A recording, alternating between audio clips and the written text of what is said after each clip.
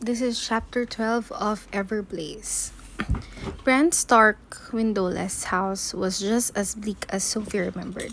Everything was gray, the dull stone walls, the jagged, dusty ground. Even the sky seemed to be in a perpetual state of gloom. There's something off about this place, Sander said, pulling Sophie closer to his side. He'd insisted on coming, and after what happened last time, Grady had agreed, but he'd warned Sandor that he'd have to wait outside, doubting Bran could handle the sight of a goblin. Sander sniffed the frigid wind. I can't detect a single sign of life. We burned everything before we built this place, Grady explained, leading Sophie up the crooked path. The only thing that lives here is Bran. The rest is just dust and ash. Well, I don't like it, Sander muttered. Sophie didn't either, but Brand was afraid of fire and heat and any kind of kindling. She could understand his reason for the phobias, but she couldn't imagine living somewhere so cold and empty. Grady paused at the narrow steps that led to the metal front door. You need to wait here, Sandor, and stay out of sight. Sandor reached into one of his pockets and handed Grady a bladed throwing star. Do not be afraid to use this. I can handle Brant. I've been taking care of him for 16 years. 16 years. Sophie had never thought about what a burden taking care of Brant must be. His parents had been too mentally fragile from their grief to handle visiting their broken son, so Grady and Edeline had been the ones to find him somewhere to live and check on him from time to time, all while coping with their own loss. Take it for extra security, Sander insisted. You've said yourself that this elf is unpredictable. Grady sighed as he showed the blame into his cape pocket. You're sure you're up for this? He asked Sophie. She nodded, not trusting her voice, as they started up the stairs. They both hesitated at the top, taking several deep breaths. Then Grady pulled the dangling chain, making a low chime echo through the silence. The tone was still ringing when the metal door flew open, slamming into the stone walls. Grady clutched his chest. I think you just gave me a heart attack, Brant. You've never met us at the door. Well, you never stopped by between anniversaries, Brant replied, his voice as hoarse and wheezy as Sophie remembered. So I guess it's a day of fair firsts. Don't stare at his scars, Sophie reminded herself, focusing on Brand's strange yellow-orange bathrobe-like shirt. But her eyes still darted to the bumps and dents and red splotches that ruined one side of his chin and cheek. Bitter souvenirs even Elwyn couldn't erase. No, Edeline? Brant asked, stepping aside to let them pass. We're expecting a pair of apatosaurs to arrive this afternoon, and someone had to be there to assist, Grady explained. Is that okay? Brand said nothing as he slammed the door and led them into his sparse sitting room. He monitored for them to take their pick of the four metal stools bound to the floor on large springs, but Sophie waited for Brand to choose his first. Then she sat in the one farthest away. No custard bursts either, I see, Brand said, shaking his head with a sigh. So far, this surprise isn't a very good one. No, I suppose it's not, Grady admitted, but perhaps this might help. He reached into his cape and pulled out a silver pouch tied with bright red string. Brand leaned forward. Is that? Yep, a whole bag of indie goobers, just for you. Grady held it out to him, and Brand eyed it for a second, like Sophie's old cat used to do when she first showed him a new toy. He pounced just as quickly, snatching it away and tearing it into his treasure. It took him several seconds to untangle the string, shredding it to bits as he sank into his chair, pulled out a fist-sized blue cluster, and shoved it into his mouth.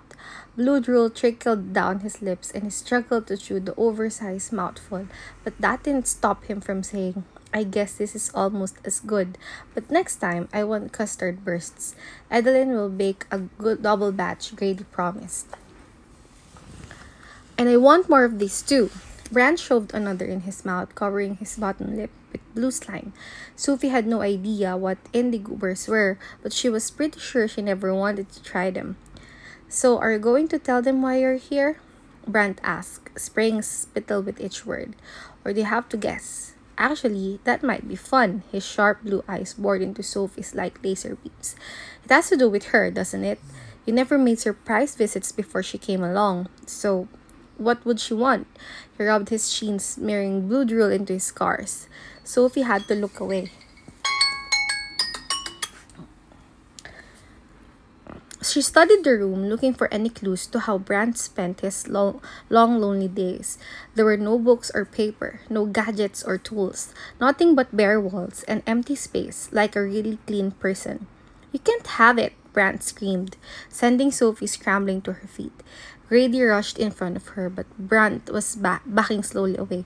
You can't have it, he repeated, sinking to the floor in the corner. It's mine. Mine. He said the word over and over, making Sophie realize what he meant. The last time she'd been there, Brant had tackled her and stolen her ruined crest pin. I gave the pin to you, she reminded him. I don't want it back. Mine, Brant agreed, rocking back and forth. Mine, mine, mine. Yes, Brant, it's yours. So can we calm down and get back to why we're really here? Grady asked him. Brant's eyes slowly cleared. Sorry, he mumbled, crawling back to his chair. Carry on. Grady wrapped his arm around Sophie, keeping her at his side as he said, Okay, you know how you get headaches sometimes? Sophie might be able to find the cause of them. They decided not to tell Brant what they were really doing, not wanting to get his hopes up, until they knew if the healing was a possibility. Brant shoved another indigo bar into his mouth. Oh, really? Sophie nodded. It's a trick I learned a little while ago, and I think it might work on you. And what would I have to do? He asked as he licked the blue slime off his lips. Just hold still for a second while Sophie sends a little warmth into your mind, Grady told him. Brant shook his head, whipping it from side to side so hard it looked like it would detach from his neck. Nothing warm. Nothing. It's not really warm, Sophie jumped in. More like a tingle, like if you've ever had your leg fall asleep. She had no idea if that was true, but that was how she imagined it would feel, and it seemed like a good enough explanation. It was enough to make Brant stop shaking. Okay, he said, a hint of a smile curling one side of his lips. Let's see what you can do. Grady squeezed Sophie's shoulder as she closed her eyes, reaching out with her consciousness for the feel of Brant's mind. All she could find was heat, a fire inside her head. Sweat beaded on her skin as she stretched her mind further, but no matter how hard she restrained, she couldn't break through the walls of flames to make contact. I need to place my hands on your temple, she told Brant. It won't hurt, it'll just help me focus the energy. She moved slowly as she reached for his temples, like she was reaching to pet a wild dog that could bite her hand in a second. But Brant held still, not even flinching when her fingers came to rest on his fever-hot skin. The rush of heat was stronger this time, but Sophie was able to shove her way through, collapsing into suffocating darkness with sharp edges that scratched at her metal barriers. She ignored the pain and rallied her concentration, pushing deeper into the mire. A vivid scene rampaged into her mind. Jolie clinging to Brant as a firestorm explodes around them. The force tosses Brant backward, but Jolie is surrounded, the wild flames strangling tighter and tighter, until her face is lost in the smoke and her screams fade to nothing. Stop! Brant screamed, grabbing Sophie's wrist. Pain lunged up her arm as she tried to pull free, but she couldn't get away until Grady grabbed Brant and tossed him backward, slamming him into the wall. Brant crumpled to the floor, pressing his hands over his ears and mumbling, Stop, stop, stop, stop, stop, stop, stop, stop, stop. Are you okay? Grady asked Sophie. Before she could answer, Sander charged into the room, waving his sword and demanding to know what was going on. Brant covered his face and screamed. You're making it worse, Grady shouted, shoving Sander back toward the door. I have everything under control. That's not what it looks like, Sander's eyes focused on Sophie's wrist. She covered the wound with her hand, but he still insisted. I'm taking Miss Foster with me. No, Sophie told him, relieved at the steadiness of her voice. All of her instincts were telling her to run, flee, get far, far away. But she couldn't ignore what she'd been in Brant's mind. Her memory of Jolie's death had been sickening and horrifying, but it had also been clear, not scrambled up or shattered like the broken memories she'd seen. There had to be something left of Brant's consciousness. I can help you, she told Brant, waving Sander back as she took a cautious step closer. I can heal you. Heal me? He asked as Grady gasped. The shadows seemed to crawl deeper into Brant's scars as he uncovered his face and asked, What do you mean, heal me? Heal your mind, Sophie said quietly. Make you better. Better, Brant repeated. How will healing make me better? How will healing me make me better? You'll be able to think clearly again, Grady jumped in. Go back to normal. Normal? Brant screamed. There is no normal. He whipped his bag of indie goobers at Grady and one of the clusters splattered Grady's cheeks. Brant, please, Grady said as the goose slid down his face. If you would just listen. No, you listen. Nothing will ever be normal because nothing will ever bring her back. Grady closed his eyes and his voice was impossibly sad as he said, I know you miss her. I do too. No, you don't. If you did, you would have broken like me. Then you'd know that there's nothing without her. Nothing. Brand's voice cracked and he buried his face in his hands. Get out. Brand, please. I said, get out. The words were so sharp, Sophie could practically feel them prick her skin. But they weren't as scary as what Brant whispered while Sander dragged her and Grady out the door. I never want to be healed. Never, never, never, never.